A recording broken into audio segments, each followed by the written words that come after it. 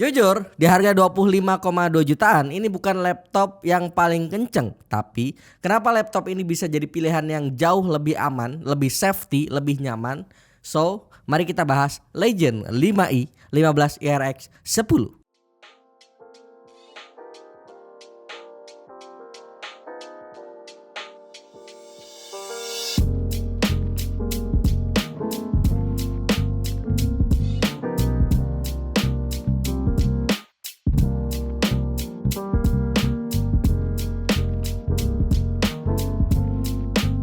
Baik lagi sama gue ya. Lu nggak salah dengar di opening tadi di harga 25,2 jutaan, laptop Lenovo Legion 5i ini yang pakai Core i7 14700HX dan RTX 5060 ini jujur bukan yang terkenceng di kelasnya. Pasti lu mikir, lah mending brand X, mending brand Y, mending brand A. Nah, tunggu dulu. Ada alasan kenapa orang rela bayar lebih untuk Lenovo Legion, dan ini yang bakal kita bedah di video kali ini. Dan pertanyaan pertama, kenapa laptop ini lebih mahal dibanding saudaranya si Lenovo LOQ yang spek CPU dan GPU-nya mungkin sama persis? Ini bedanya. Pertama, cooling system. Ini jelas beda kasta. Legend pakai cooling system yang jauh lebih advance dan bakal kita bahas pokoknya detail di video ini ya.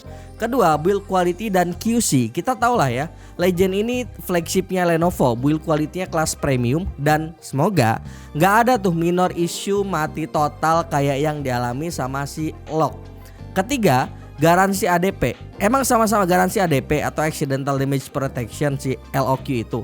Tapi untuk handlingnya buat Legend itu biasanya lebih prioritas. Kayak lu bayar lebih beli bensin di BP dibanding beli bensin di Pertanganu. Dan ketenangan pikiran itu dibungkus di body yang jujur gue suka. Kelihatan elegan, warnanya Eclipse Black dan punya strong karakter sebagai laptop gaming yang gak norak-norak banget. Kelihatannya emang agak tebal, tapi pas gue angkat bobotnya cuma 1,9 kg, jauh lebih ringan dibanding Colorful Evol yang beberapa minggu lalu kita review. Ini 1,9 kg doang ya. Mungkin lebih ringan dari tas pejabat yang isinya duit trak. Dan karena ini laptop mahal, kita tes tradisinya ya, tradisi membeli laptop mahal ya nih, buka pakai satu tangan, smooth banget, gampang. Plus engselnya bisa direbahin sampai 180 derajat, jadi mantap.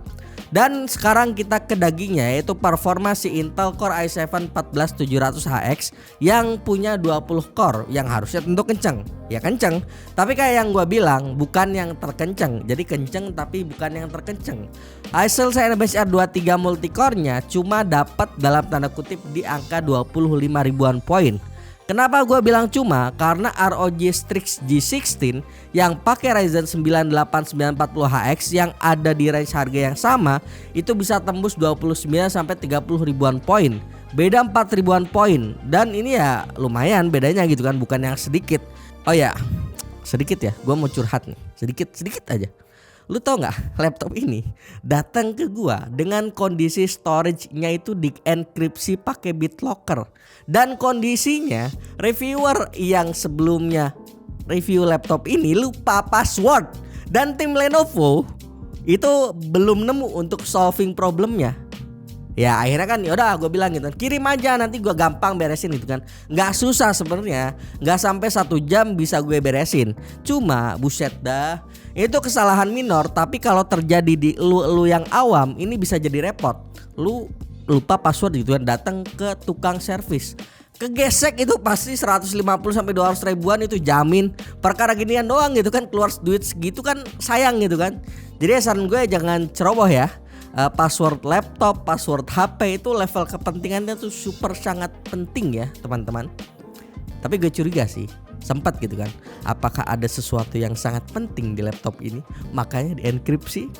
Apakah ada data korupsi Harvey Muiz sempat di laptop ini? Ini menarik. Karena tidak menarik sih sebenarnya, karena nanti ada tukang bakso. Bakso. Balik ke pembahasan CPU, kenapa sih Ryzen 9 8940HX ini bisa lebih unggul dibanding i7 14700HX di laptop ini? Padahal sama-sama bawa HX di belakangnya. Secara teknis, arsitektur core Ryzen Zen 4 di Ryzen 9 8940HX di beberapa skenario multicore berat kayak Shadowbase R23 itu emang ya efektif banget, efisien banget cara kerja core-nya. Gampangnya gini, bayangin si Intel Core i7 14700HX ini kayak muscle car V8 Amerika. Tenaganya gede, brutal, tapi butuh bensin atau daya banyak dan panasnya lumayan. Sementara Ryzen 9 8940HX ini kayak mobil GDM twin turbo yang udah dituning secara presisi. Dia lebih pinter ngatur tenaga di tiap core-nya. Jadi pas digeber bareng-bareng multicore-nya, total outputnya bisa lebih kenceng. Begitu kurang lebih. Terus kenapa Lenovo malah milih i7 14700HX di laptop ini? Pertama tentu partnership Intel dan Lenovo itu deket banget. Itu sering tuh di event-event Lenovo Intel gitu, kayak gitulah pokoknya. Kedua, single core performance Intel tuh seringkali masih unggul tipis, yang sebenarnya bagus untuk beberapa game yang lebih spesifik secara processing ke single core. Beberapa game ya, inget nggak semua. Tapi Intel Core i7 14700HX ini tentu punya kekurangan. Dan pertama jelas, efisiensi daya ini tergolongnya prosesor yang boros. Jangan harap baterai bakal awet, karena kalau lu mau yang lebih efisien, lu harus lirik Legend Pro 5 yang pakai Intel Core Ultra 7255HX yang punya chipset AI atau NPU. Dan terlepas dari performa CPU-nya yang dalam tanda kutip nanggung, gue sangat suka sama kualitas layar. Ini super banget, bagus. Panelnya 15,6 inch OLED resolusi WQXGA 2560x1600, refresh rate 165Hz. Dan kenapa ini gue bilang bagus banget? Pertama tentu karena OLED. Itemnya beneran item pekat, display HDR True Black 600 tuh ini nggak bohong gitu sertifikasi itu gitu kan. Kontrasnya juga nggak ada lawan. Kedua, warnanya 100% DCI-P3, ini akurat banget. Dan ketiga, 165Hz refresh rate. Buat gaming ini mantap sekali. Ini cocok buat siapa? Untuk dua segmen bisa sih cocok. Pertama untuk professional gamers yang butuh 165Hz-nya. Kedua, konten creator macam video editor ataupun desain grafis yang butuh akurasi warna 100% DCI-P3 dan kontras OLED-nya. Ini bakal bagus banget. Ini win-win solution untuk banyak orang si layarnya ini. Dan sekarang kita lompat ke pembahasan cooling system yang gue sebut di awal tadi ya, yang punya nama Legion Cold Front Hyper. Ini bukan cuma stiker nama doang. Gampangnya dia tuh pakai yang namanya teknologi turbocharged fans. Jadi punya dual fan yang kenceng dan heat pipe tembaga 3D yang gede-gede. Dan uniknya ini semua vacuum sealed ya, ataupun kedap udara. Jadi transfer panasnya tuh maksimal banget karena dia kedap udara. Dan yang paling penting, airflow-nya ini diarahin ke belakang dan samping, gak ke layar. Dan ini panasnya tuh secara aliran udara agak ngejauh dari tangan kanan kiri kita. Selain itu, kalian juga bisa ganti mode fan-nya tuh pakai FN plus Q shortcut-nya. Itu ada beberapa mode, ada quiet, balance, performance sampai ekstrim. Kita tes main game juga mantap cooling sistemnya. Tapi ini gua nggak mau dibilang penjilat Lenovo ya. Ini gua jabarin datanya aja langsung. Dan experience main game di laptop ini emang mulus dan mantap sekali. Pertama di game The Witcher 3 settingan ultra rata-rata dapat di 85 fps. Red Dead Redemption 2 di VFR quality rata-rata dapat di 84 fps. Selain itu ada Marvel Spider-Man rata-rata dapat di 89 fps. Pokoknya kerasa mulus, kerasa smooth gitu kan. Nggak ada tuh yang namanya patah-patah kayak di laptop gaming 5, 10, 20 tahun yang lalu gitu kan.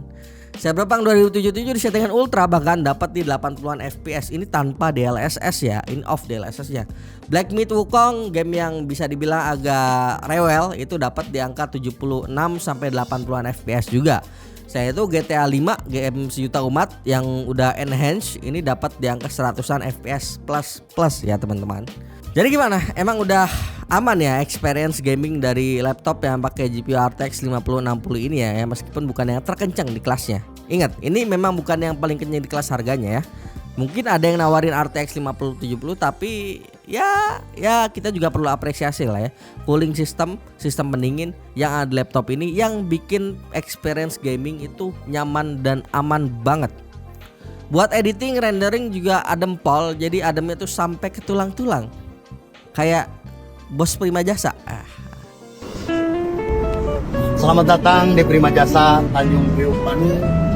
Eksekutif tarif 85.000. Dingin sampai ke tulang-tulang. Silakan naik. Selanjutnya kita ngomongin AI ya. Walaupun laptop ini prosesornya tuh nggak ada NPU-nya, laptop ini udah bisa ngejalanin proses AI secara offline pakai GPU-nya si RTX 5060 yang punya sekitar 572 TOPS kalau nggak salah. Yang kenceng juga buat ngurusin AI secara offline. Selain itu Lenovo juga nambahin AI di laptop ini yang namanya Lenovo AI Engine Plus.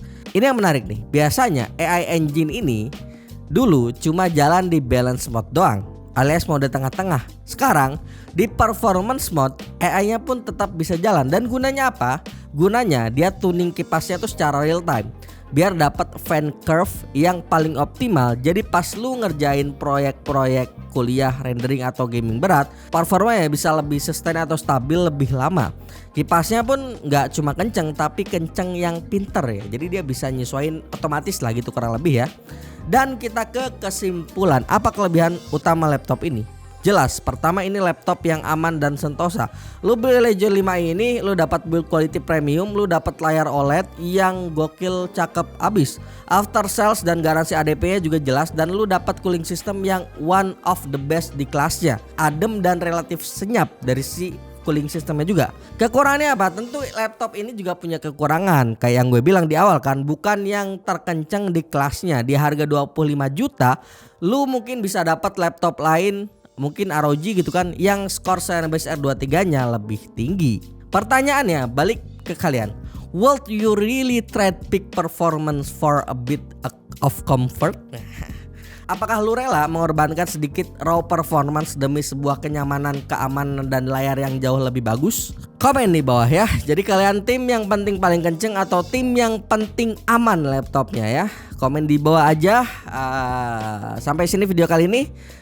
Jangan lupa share, like, dan subscribe channel ini sebagai bentuk dukungan dan semangat untuk kami. Kunjungi terus spamchannel.com agar dapat melihat perkembangan teknologi khususnya di bidang IT. Join Discord server dan follow sosial media kami di kolom deskripsi. Sekian dulu, gue Yusril, sampai jumpa di video selanjutnya. Bye bye.